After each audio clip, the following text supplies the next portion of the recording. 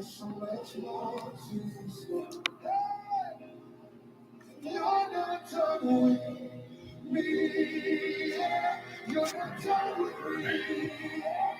if I'm not here, where do I find you? Or how are you doing it? I'll give it to you.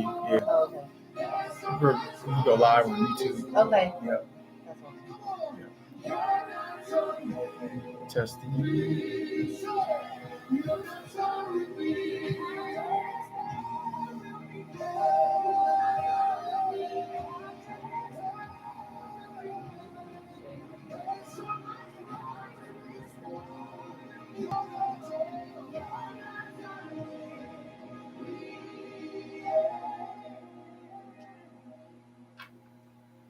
You hear me? Yes. No. Good. All right. Need that verification. You return to 1 Samuel.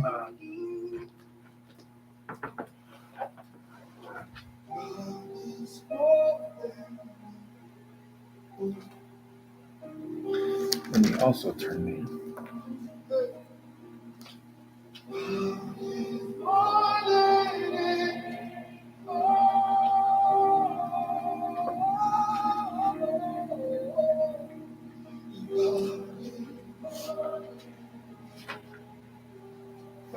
One.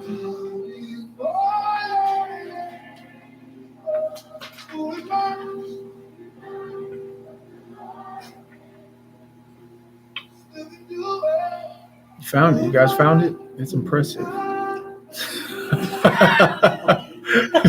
Okay. No, it is. You know, that is impressive. I have trouble finding some of the stuff. You know, one day you just flip right to it. I'm like, how did that happen?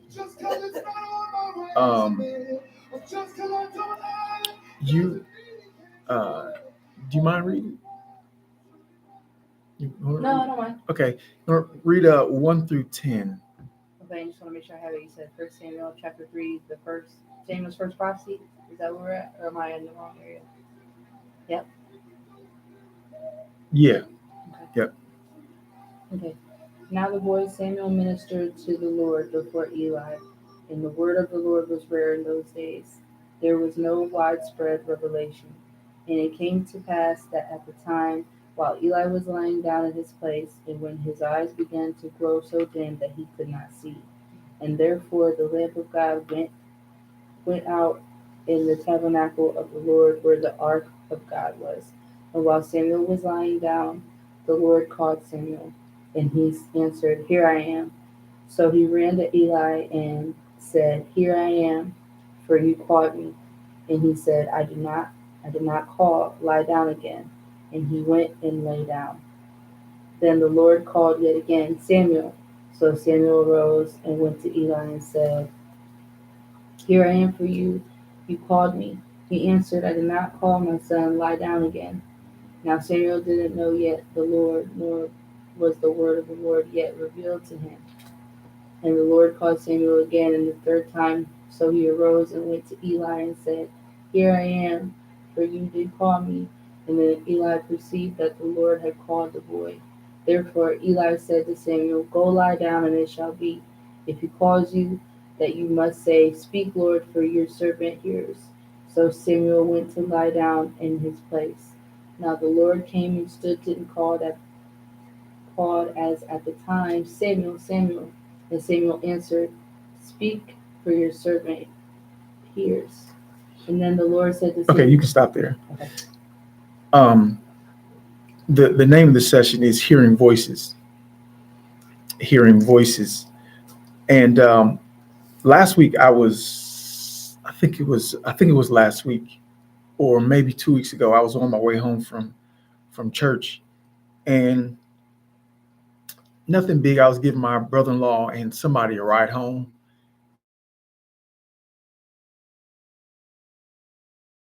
In the city, right? So one lives, way south. The other one lives not so far away from where my church was.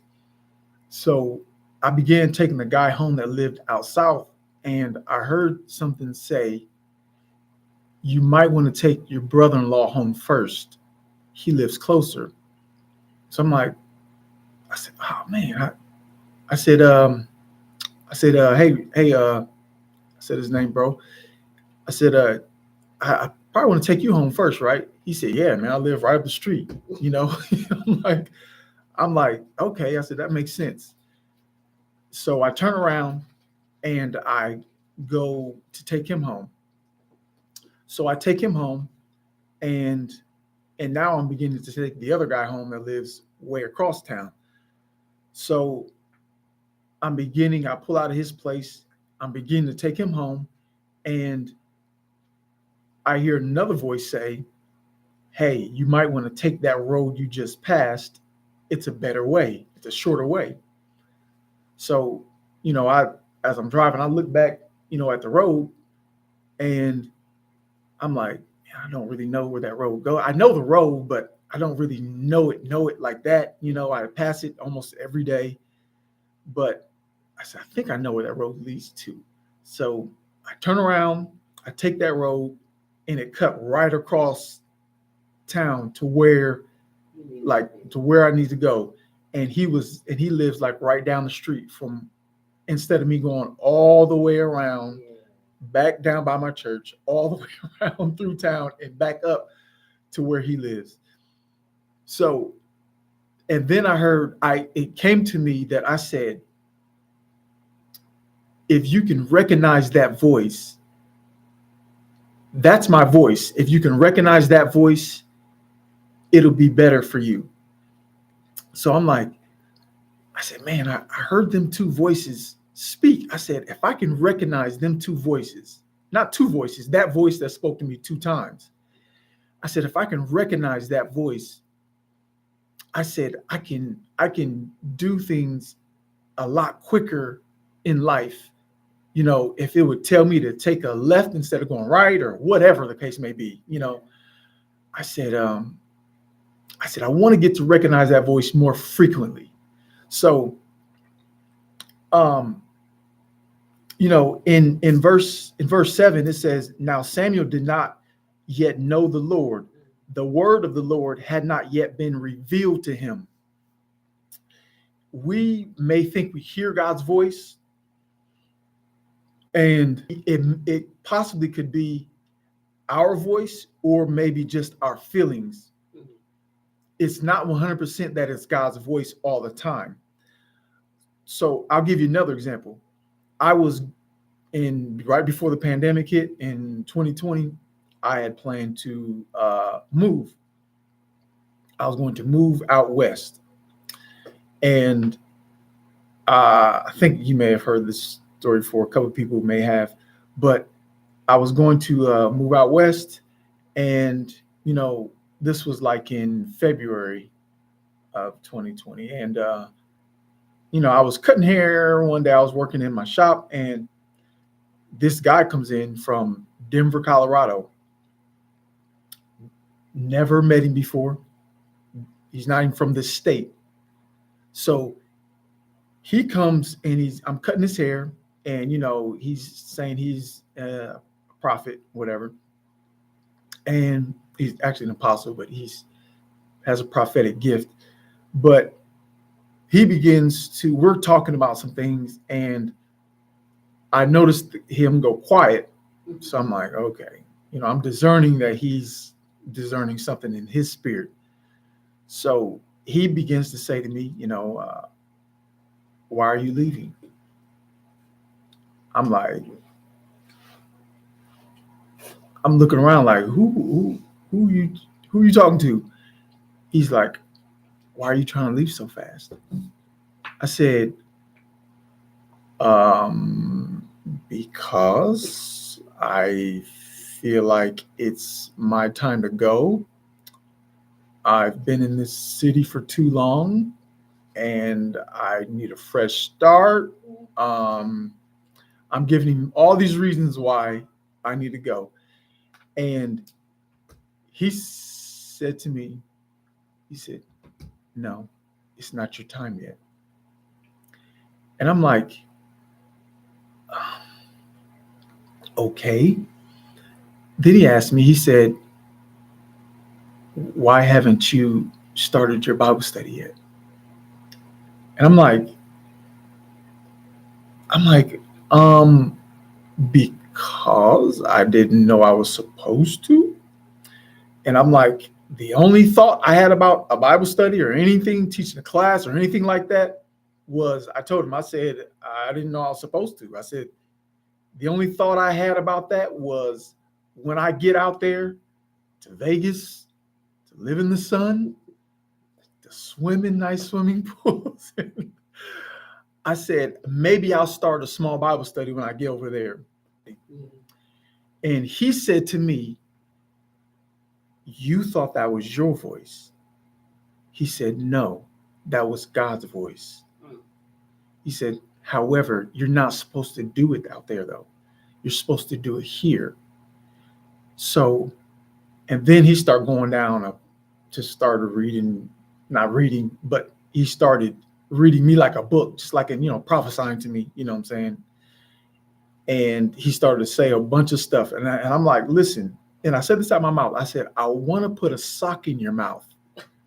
Like I literally told him that because he was saying a bunch of stuff that I just did not want to hear. Did not want to hear.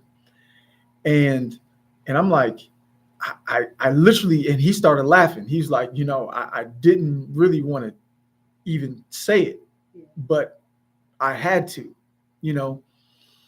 and, he was like, you later on down the road, you'll be able to do all this and that. He said, but now, not now, now month. Had it all already taken care of, everything planned, all that. I was leaving the next month. I was going to come back to take care of some things or whatever, but it wasn't even 3 weeks right after that, the pandemic hit and the world shut down and I was not able to go.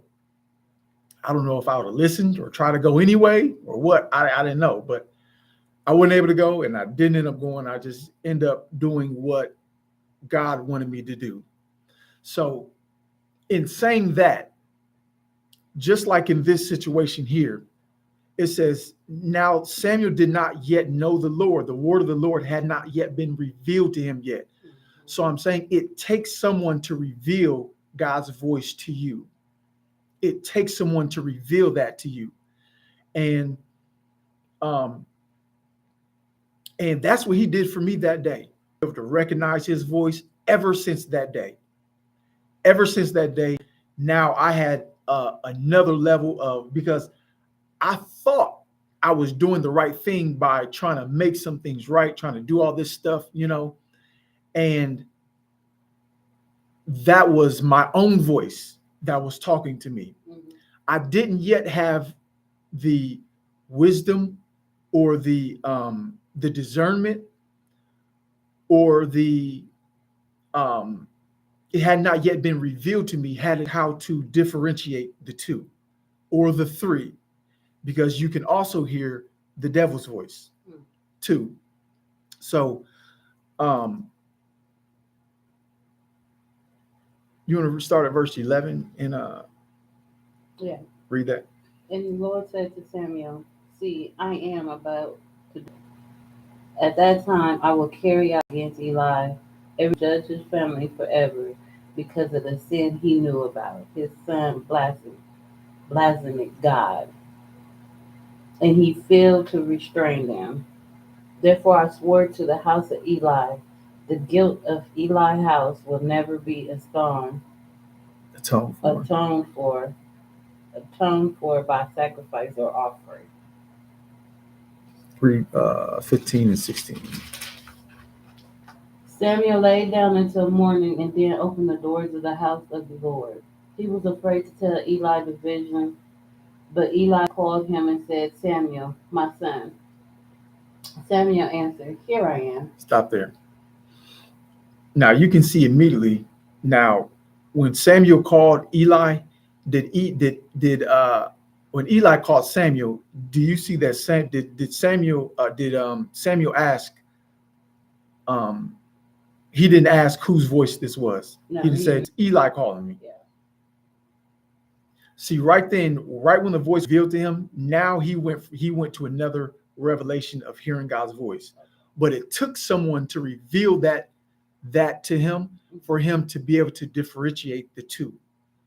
So it takes it's going to take somebody to take all of us to the next level in every area of our life. If it's not, it has to be revealed to you either by God, or usually God's going to use a man, because that's how God works. He uses us. We live in this earth, so he's going to use us, one another, to do his work. So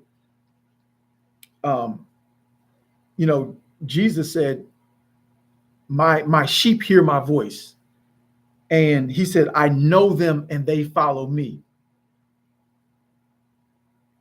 That means when sheep are going to be able to hear that, because I know them. Everybody says they know God. I know God. I know God. I know this. I do that. I pray. I do whatever. That's all good. That's a one-way relationship. Jesus saying, I have to know you too.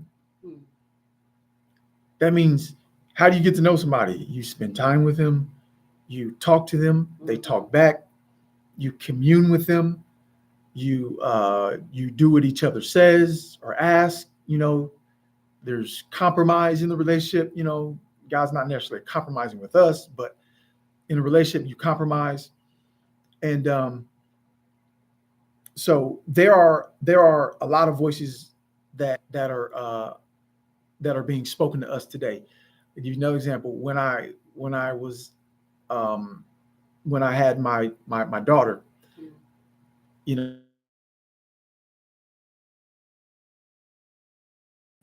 that he said, you're having a girl and her name is Joy. Before I ever found out what the gender was, any of that, he told me what I was having and her name. And I'm like, did I really hear God? I said, let me wait to see if I heard God. let me wait for a doctor's appointment or something, you know what I'm saying, to be able to confirm this voice that I'm hearing in my mind. So of course, the doctors confirmed it is a girl. I said, well, I heard God's voice. The same thing happened with my son. He said, you're having a son, and he told me his name. So I'm like, that's the voice again. I'm not gonna, because I waited to tell people, you know what I'm saying? Like, did I really hear God's voice? So I waited to tell people. I said, I recognize that voice again. I said, no, that's that voice again. Now I know. I'm having a boy, and this is his name. I knew the second time, just like Samuel. Just like Samuel. He wasn't sure when God was calling him the first 3 times. Yeah. So it took Eli, hey, this is God. This isn't me. Next time God called him, he said, hey, Lord, I'm listening. Then now it was like a test. It's like, now I'm going to call you, hey, Samuel. Oh, no, that's Eli. It's not God. I now have discernment to be able to differentiate the two. Turn to 2 Corinthians really quick. 2 Corinthians 10.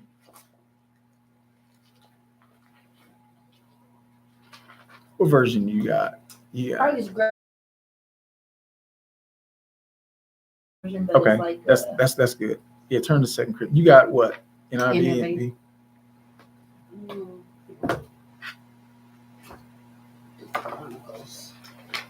2 Corinthians chapter 10, verses 4 and 5. And I'm going to get it's it's back in the New Testament. 4 and 5. Yes.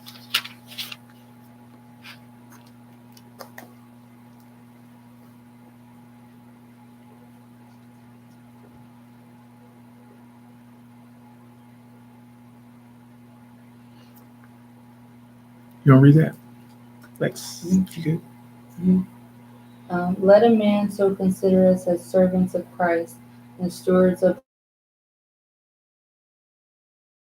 You said Corinthians 4? Yeah, 2 Corinthians. There's two of them. Oh, Yeah.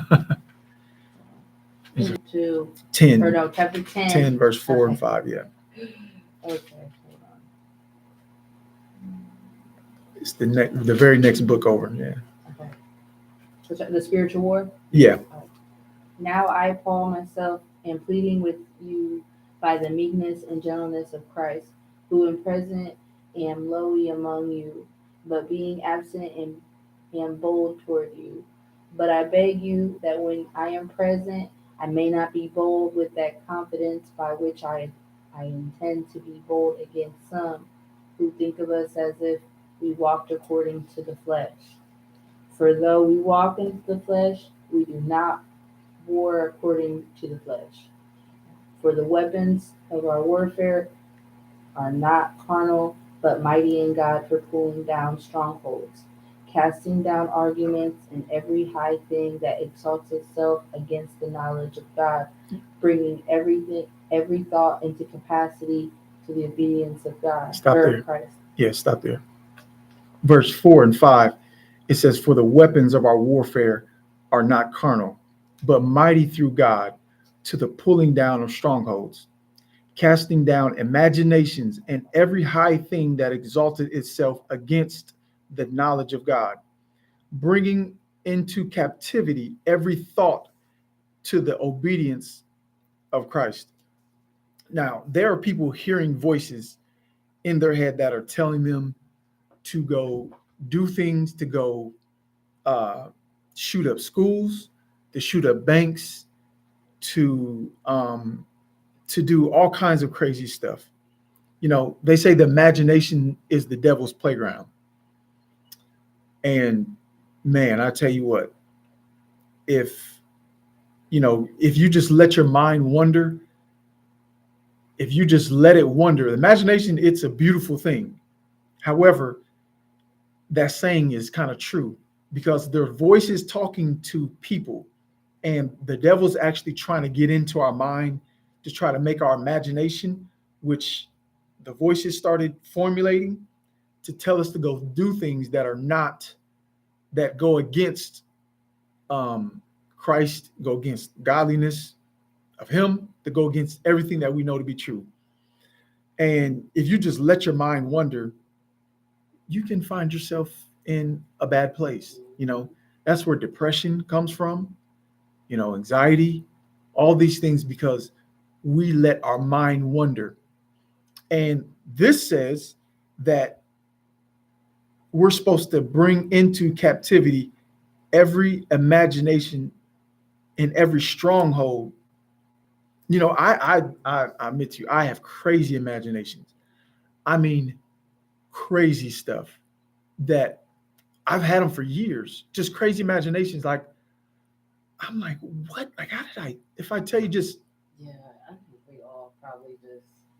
I mean, stuff that just doesn't make no sense. Yeah. Like, we're creative people, so we are. Mind really do wonder. Right. But I feel like if you right with the Lord, He help protect us from really falling off the edge. Because I think we probably all just. Yeah.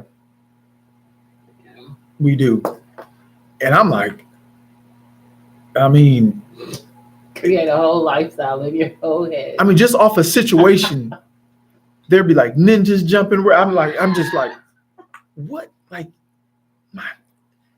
it's, you know, but I'm beginning to now, them thoughts that are just going crazy and wild, because some things that aren't good and the devil will actually try to. Yeah. Now, just since I learned this principle in the last couple weeks, now I'm starting to rebuke them imaginations that come against my mind and actually pull them down, because a stronghold is actually a prison. It says, you know, for the weapons of our warfare are not carnal. They're not, that means we don't fight with guns and we don't slap people. We don't use our fist. It's the weapons, those are just a byproduct of what's going on in our mind. it happens, everything that happens naturally, it happens spiritually first. So it says they're not carnal, but mighty through God to the pulling down of strongholds. That means people are actually taken captive to their imaginations going on in their mind. Why do we think the prisons are so full? Why do we think people have to actually take medications for anxiety? Why do we think that people are killing themselves and shooting up schools and doing all these things? I was just watching this show the other day that these people that were falsely convicted with murders, and they've been in prison for 15, 20 years, they're falsely convicted. And there was one case that this man, there's two little girls in Mississippi. This happened years ago, maybe 20 years ago. There's two instances in Mississippi where a little girl was sleeping. The window was open. I don't know if the window was open, but a man was walking by. He reached in the window, took the 3-year-old girl out of her bed, molested her, and threw her into the river. And then he proceeded to do it again. He went maybe a week later, went into somebody's house. He actually, another 3-year-old girl. The parents just happened to be out, got another 3-year-old girl, did the same thing to her, and threw her in the river. And they convicted the girl's boyfriend, which he was falsely convicted just because he had been living there, you know what I'm saying, with her. And they had convicted this other man because they're going off these bite marks that the little girl had on her shoulder. But 15 years later, this man comes forward and to say, hey, I'm the one that did this. 15 years later, and guess what he said? He said, the voices were telling me to do it. He said, the voices, man, I just couldn't get them voices out of my head. Them voices were telling me to grab that little girl. I grabbed her. Then I was walking with her. She was still asleep when he had her in his hands. She didn't wake up till he got into the woods. And he said, the voices kept telling me to do things, and I did everything that the voices told me to do. He was hearing voices in his mind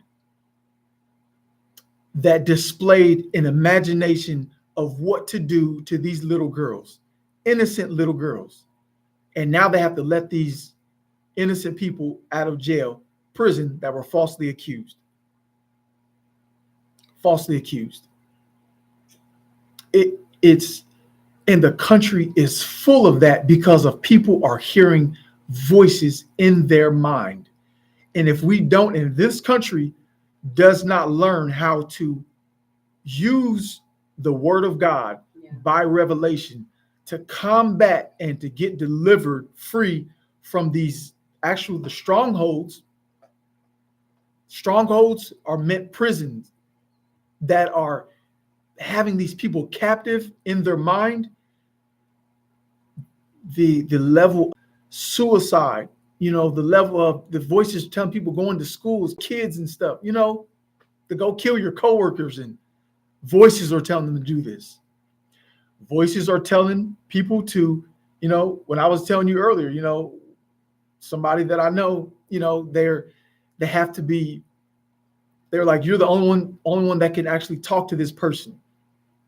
Voices tell people, I just want to be free. I just want to live a free life. I just want to be free. I don't want to be bound by nothing. I just want to take off my clothes on the internet. You know what I'm saying? I just want to, really, they really be doing. And, I just want to, I just want to do OnlyFans. I just want, they just want to do things that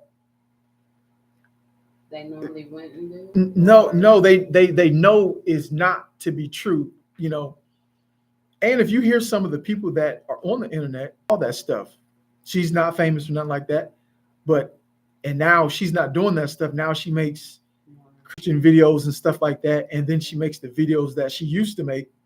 And she was saying on her platform one day, like, this is before she started making Christian videos. She's like, I just want to have a good time, Yeah. I just want to be free. I just want to do what I want, It sounds great. Always sounds great. Sounds great. We all would, nobody's perfect, nobody's perfect, but living that lifestyle, you know what I'm saying? And then it just leads to other stuff. And now she recognizes the voices that were telling her to do that stuff in her mind. Now she can differentiate the two. So let's was telling the people that he was telling his disciples that he's going to go be crucified. I don't know if you guys remember this story. And Peter told him, no, you're not going to be crucified. Peter took Jesus aside, like, no, you're not going to be crucified. Yeah. Jesus, does anybody remember what Jesus did? Didn't he tell him he already knew? He rebuked Peter. He didn't actually rebuke Peter. He rebuked the voice that was talking to Peter. Jesus told Peter, get thee behind me, Satan, because you know not the things of God.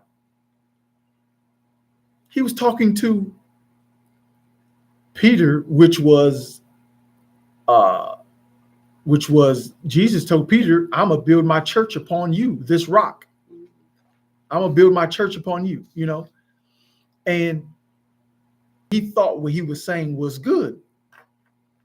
That's why we need discernment, to be able to tell which voice is this that is speaking to me.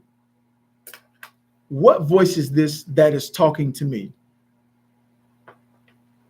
Even when somebody goes against things that you're trying to do good in your life, you're trying to rid your life of stress, or you're trying to be positive and do all this stuff, and then you just feel like you have negative people that seem to come along and try to Jesus told Peter, you're a stumbling block to the things of God, and try to be a stumbling block to what I'm trying to do. He said, Satan, you get behind me. Those are spirits that are being used by the devil.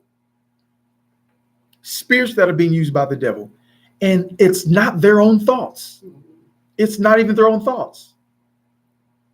It doesn't mean they're bad people. Yeah. They can still, when Jesus rebuked Peter went along and, hey, did great things for Jesus. It was his right-hand man, Yeah. Doesn't mean he just throw him away or nothing like that. Turn to Genesis 18.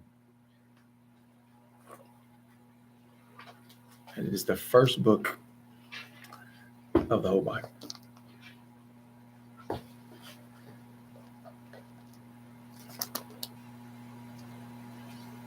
Genesis 18 and verse 10. That's what my dad said when he got caught. My brother's dad. He said he was heard voices. And he was trying to kill my brother and kill my brother's best friend. He did do that? Hold on. My little brother made it the paper. You said July 19, 1996. You said your dad? His dad. Your dad's father? His dad. My little brother's dad. Oh. On his birthday, tried to kill him and killed his best friend. Oh my with goodness. With a hammer, oh. chair leg, and a knife. Oh my gosh. They was 10. 10 years old. Yeah. My little brother Terry. It's like all them scars, and he tried to cut my brother's neck off, his ear off. Oh my and he gosh. said he had voices was telling him to do that.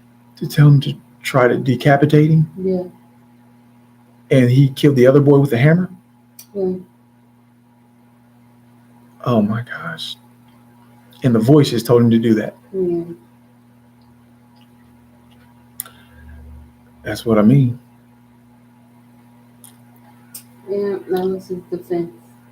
The voices, hear the voices, like I'm talking to you. I think he heard voices. Yeah, people are hearing voices. Do this to him, do this, do this. They hear them in their head, but they're loud, I watch stuff all the time. People saying the voices are so loud in my head, Yeah. tell me to do stuff, But people that actually don't hear voices, but they're led to do other things like that, they're still hearing a voice in their mind. Just deep. You know what I'm saying? It's just not as loud, but they reacted on what was something led them to do that, So uh Genesis 18, just 10 through 12.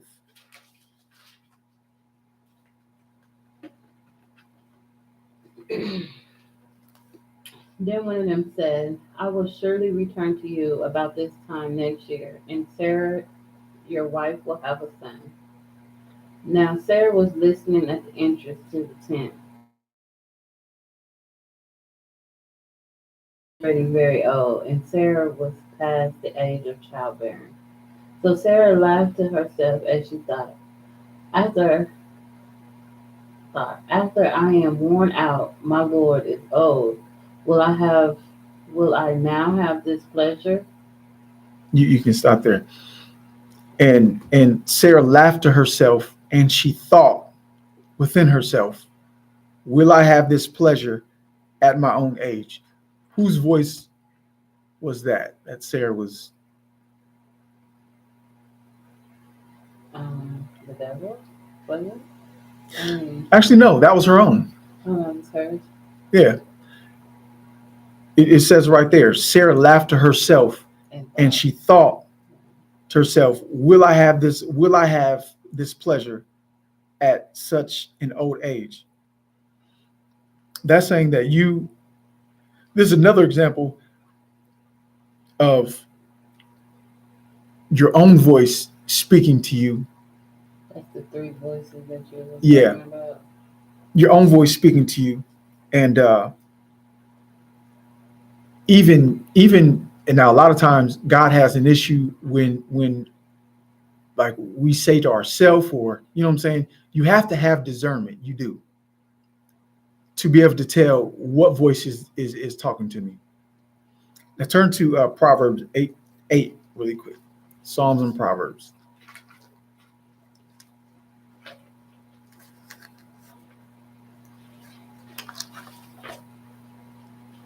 Proverbs 8. Yes.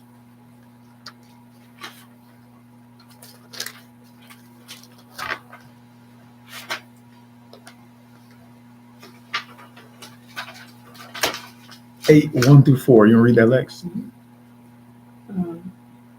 The excellence of wisdom. Does not wisdom cry out, and understanding lift up her voice? She takes her stand on the top of the high hill, beside the way where the paths meet. She cries out by the gates at the entry of the city, at the entrance of the doors. To you, O men, I call, and my voice is to the sons of men.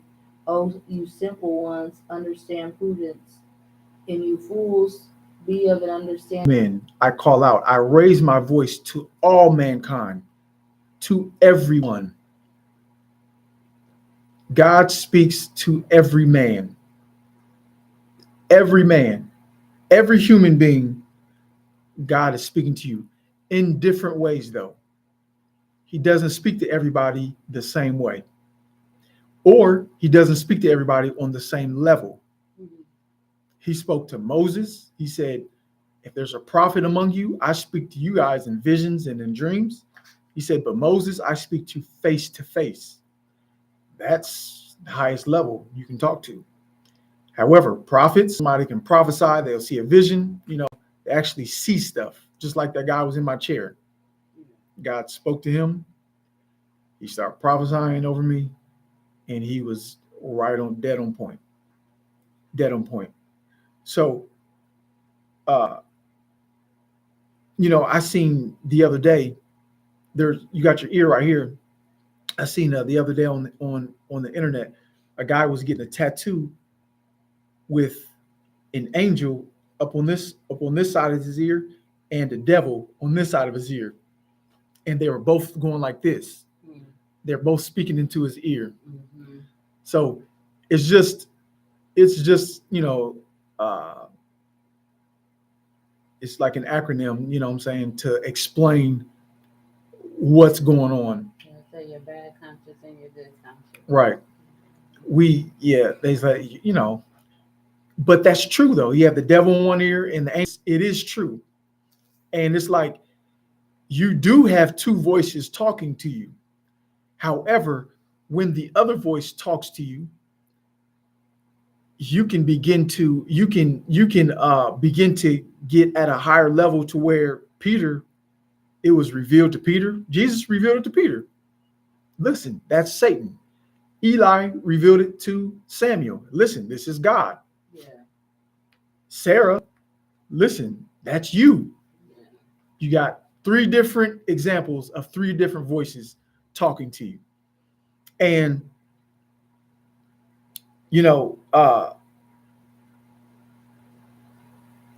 how you differentiate the two, the voices that, like, if you have a voice in your mind, like you guys can tell me, I've had some people tell me like, I have this thought or this thought. And even if they're not bad, God and what's not. Usually when you have a thought, a good thought to do something for God, that's usually God speaking every time. Even a thought. I've had so many people tell me to my face, hey, man, I need to come to class. I need Bible study. I need God. I need this. You know what I'm saying? Yeah. Some of them act on their word. Some of them don't. Right after they say that, that's God speaking to them, just like this. It says, wisdom calls to all men. God is speaking through wisdom. Wisdom is calling to every single man. Right after that, I guarantee you, the devil starts speaking to him and preventing them from coming or preventing them from serving and getting close to God. It don't even have to be bad. It don't even have to be bad. Just busyness keeps you from God. It's not even bad. I admit, I used to think a certain way, you know what I'm saying? And the closer you get to God, the closer, the higher of revelation that he can give to you. I didn't even have this revelation 2 years ago. Didn't even have it. Even though I had some revelation, we're supposed to always grow in God. Always. God is infinite. He's eternal. He's everlasting. We'll never stop learning. Never. Never.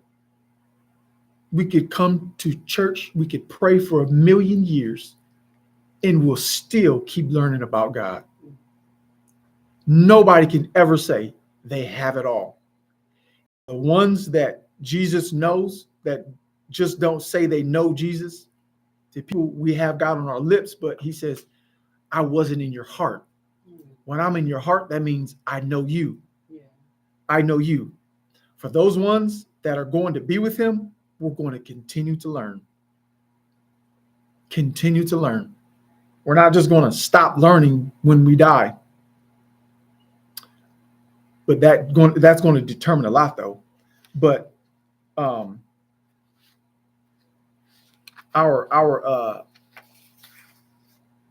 but in Acts, we won't turn there, but in Acts 8:29, there's a guy named Philip. He was an evangelist, and this Ethiopian eunuch was reading the book of Isaiah on a scroll, and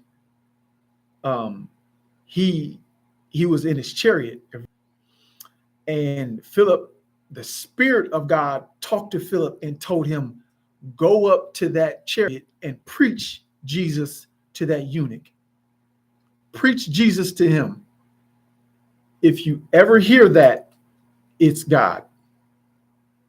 If you ever hear, I need to come, oh, but I need to do this.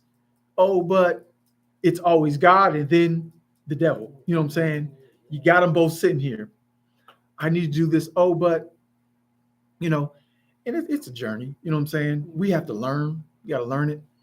But he went up to the chariot and he preached the gospel to this one guy. He had a preaching to one guy, which that Ethiopian took that gospel back to his whole nation, changed the whole nation, because he listened to talk, just to have a conversation with one person. Philip did. He listened to God say, go have a conversation with this one person, which changed a nation. And that's where historically the first Bible was originated in Ethiopia. Ethiopia. So let's turn to our last scripture, First Kings, if you can find this. You're in Proverbs, go backwards like a couple chapters.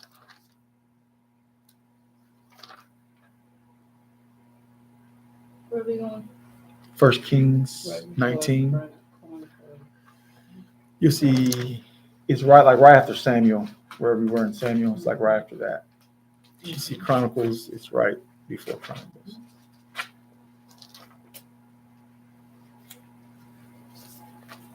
First King 19. Yes.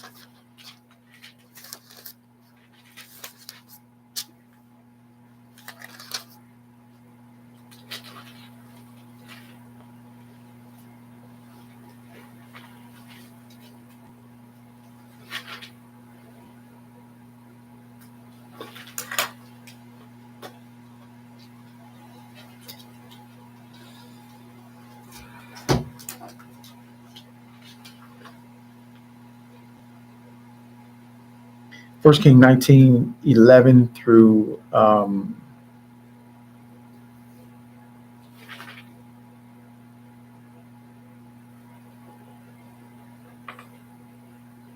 let me read Elijah. This is about Elijah, and he was running away from Ahab and Jezebel because Elijah just had a great victory, but they were serving a different God. And Elijah had a battle with them between their gods. And Elijah, they end up killing 450 other prophets. Oh. So now Elijah, the queen, Ahab's wife Jezebel said in verse 2, she said, may the gods deal with me, be it ever so severely, if by this time tomorrow I do not take your life like that of one of them, like the prophets. Elijah was afraid and ran for his life. When he came to Beersheba in Judah, he left his servant there. Verse 4, it says, while he himself went a day's journey into the desert, he came to a broom tree, sat down under it, and prayed that night that he might die. He said, I have had enough, Lord. Then he lay down under the tree and he fell asleep. So an angel came and woke him up, cooked him some food, and he went back to sleep. Angel got him up again, cooked him some more, another cake, and he went back to sleep. So in verse 11, you read that, Lex? Then he said, go out and stand on the mountain before the Lord, and behold, the Lord passed by, and a great strong wind tore into the mountains and broke the rocks into pieces before the Lord. But the Lord was not in the wind, and after the wind an earthquake. But the Lord was not in the earthquake, and after the earthquake a fire. But the Lord was not in the fire, and after the fire a still small voice. So it was, and when Elijah heard it, that he wrapped his face in the mantle and went out and stood in the entrance of the cave. Suddenly a voice came to him and said, what are you doing here, Elijah? And he said, I have been very zealous for the Lord God of hosts, because the children of Israel have forsaken your covenant, tore down your altars, and killed your prophets with the sword. I alone am left, and they seek to take my life. Then the Lord said, okay, you can stop there.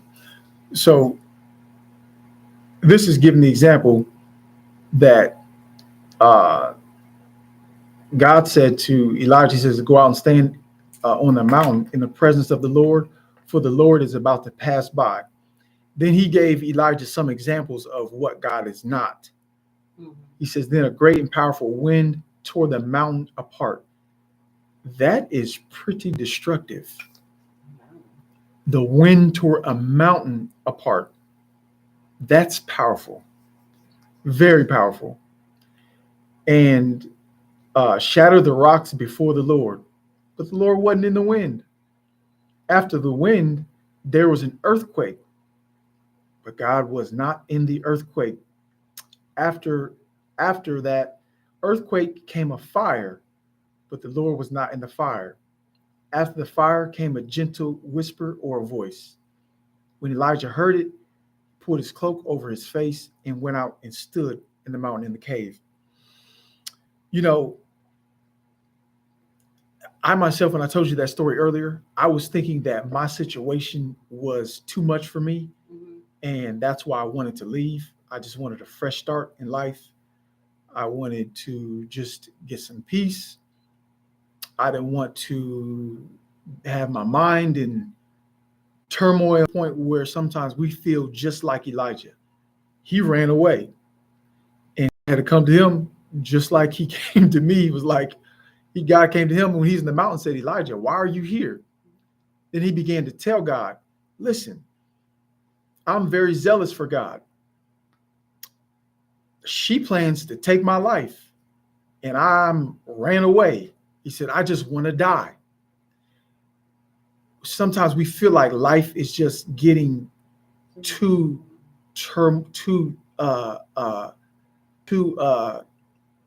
much turmoil in it, you know, to where we just want to bury ourselves and we want to leave and, you know, run away. And I felt that. I felt just what he's feeling. And God told him, and he thought that he heard a voice that he thought it was, you know, God speaking, but it was his own voice that was telling him, now I'm gonna run away. And God said, what are you doing here? No, go back to where you came from. You traveled all this way for 40 days through the desert. And God said, go back. Because sometimes when we're in tough situations, we don't realize that we have the light.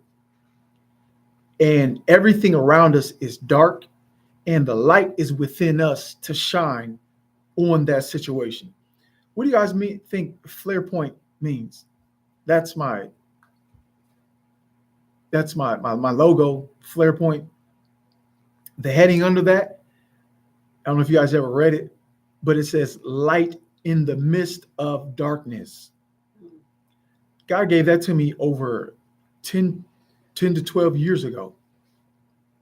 That name of this ministry, you know, or business, whatever, 10 to 12 years ago. And I still didn't really understand what it meant. I heard the name though, flare point, light in the midst of darkness. Flare is a flare. Yeah.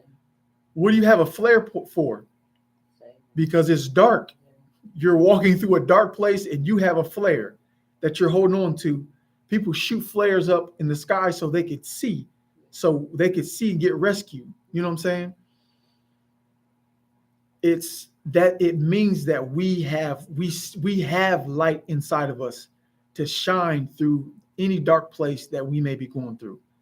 We got it inside of us. And how to keep that light aflame is you stay close to the vine. You stay close to the God of the light. God says, how can a light be hidden? A city on a hill, the light that you have, there's no way to hide it. That's why dark situations come towards you, because darkness is attracted to light. It's attracted to it. And we have to have the wherewithal to speak words of honeycomb, to have the wherewithal, to have the discernment to be able to speak to these different situations and have revelation on every situation from God to know how to navigate these situations that we're going through. Like you were telling me, you need wisdom on certain situations. God says, ask for wisdom and I'll give it to you. I'll give it to you freely. You're like a child. He's your father. He says, all we do is ask and we know that we receive it. Yeah. In every situation, we know that we receive it, whatever we ask for. Is there any other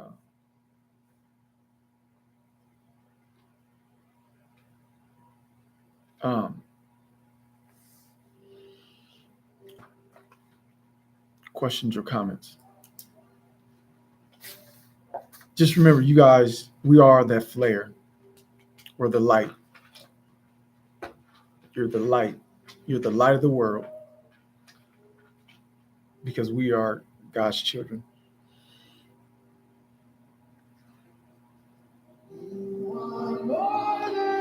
I'm going to end there. This is The Knowing on FlarePoint TV. I will see you guys in 2 weeks. See you guys in 2 weeks. You are